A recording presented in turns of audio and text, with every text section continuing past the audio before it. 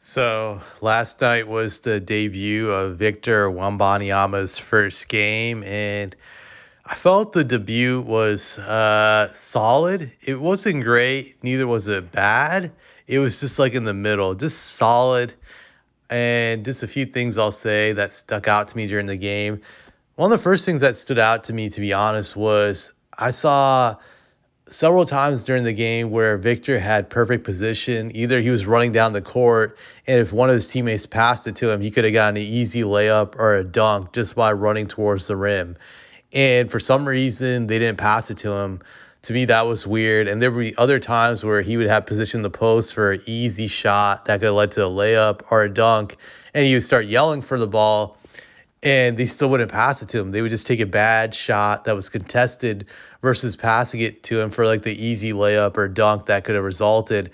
To me, that was one of the strangest things during that game. I don't know what was going on. Like if they were trying to send him a message so that, hey, Victor, you may be the future, but you still got to prove yourself to us that if you to get our respect, you got to earn it. And we're not going to give it to you immediately. This is not your team yet. I kind of wondered that throughout the game, is that was a message they were trying to send, but it was pretty stupid because I just remember seeing several times during the game that they had easy, yeah, I mean Victor had easy positioning and he still wouldn't get the ball.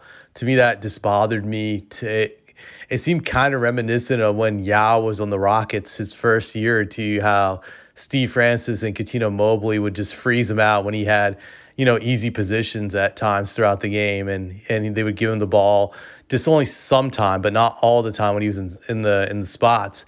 I'm not suggesting that the Spurs run their offense through Victor on every possession, but I do believe they need to give him the ball when he is in position, and it's unacceptable when he has easy opportunities to score in the paint and they don't pass him the ball and he's in a perfect position to receive it and they don't pass it and they just take a bad shot.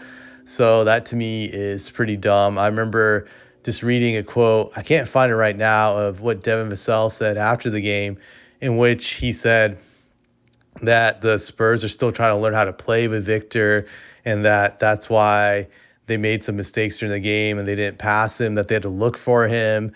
And to me, I just don't get that. Like, how can you not see a 7'4" guy, and how do you have to learn how to make passes to him? I just don't get it. I just don't understand it. Like, I've thrown lobs before to big guys, and it's not hard. I just don't understand what's so difficult about throwing a lob to a guy who's 7'4". Just to me, it just makes no sense. Like, I'll give Devin this for admitting that they did screw up by not looking for him on those opportunities, but to me, that was not a good look. I just hope this is just a one-time deal. It's not something that's going to happen consistently, where they just don't look for him or they freeze him out.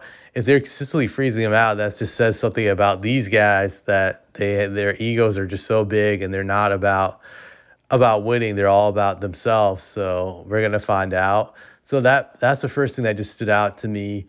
The second thing I would say is Tony Brothers. Fuck this guy. I'm not a fan of this guy. This ref has always been crooked to me. Just, I do not respect this guy.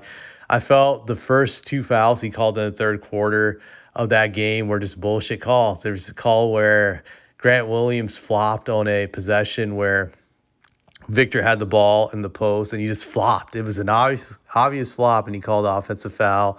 Second foul was Luka drove to the hole, and I didn't see any contact, or just not enough contact to say that was a legit foul. So those are two bullshit calls that were called, I believe, at the start of the third quarter. So Victor was pretty much out for that whole entire quarter, and we didn't get to see him back until I think the 8 or 7 minute mark in the fourth quarter. So fuck this guy for ruining the excitement. Just, I really hate some of these refs who try to make the game about them. So I'm not a fan of this guy. I just hope he retires soon. Just a corrupt ref. So fuck this guy.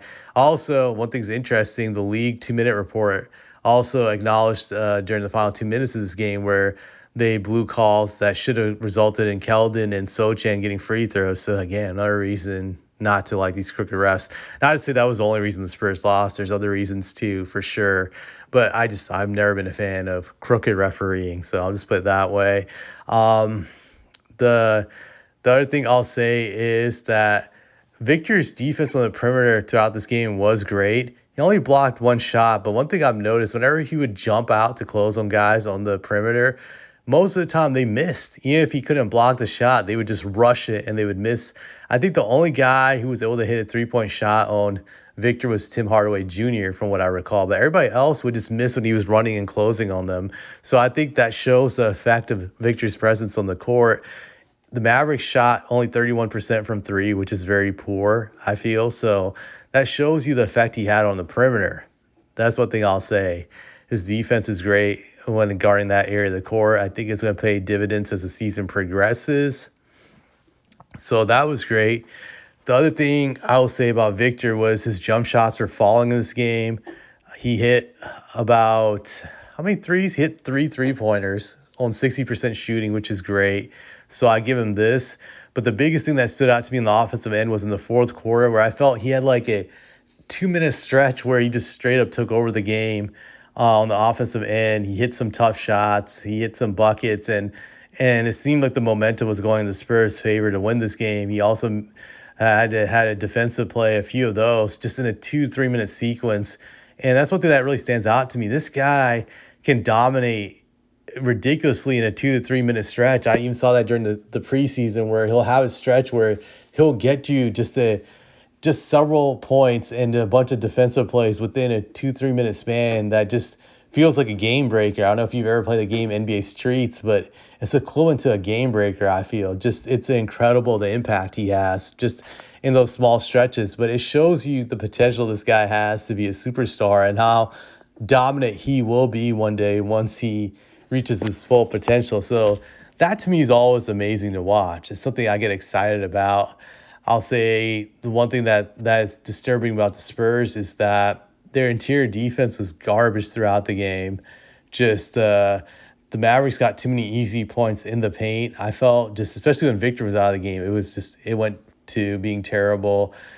So I think that's something that they had to work on and just get better at. Just the defense has to improve in that regard, that you can't just be great on the 3-point line, but you're giving up layups and dunks inside because of that. So it's just, to me, that's kind of like wishy-washy defense. So hopefully they improve on that. But also the disturbing thing I'll say about this game is just there's no natural playmaker on the Spurs starting lineup.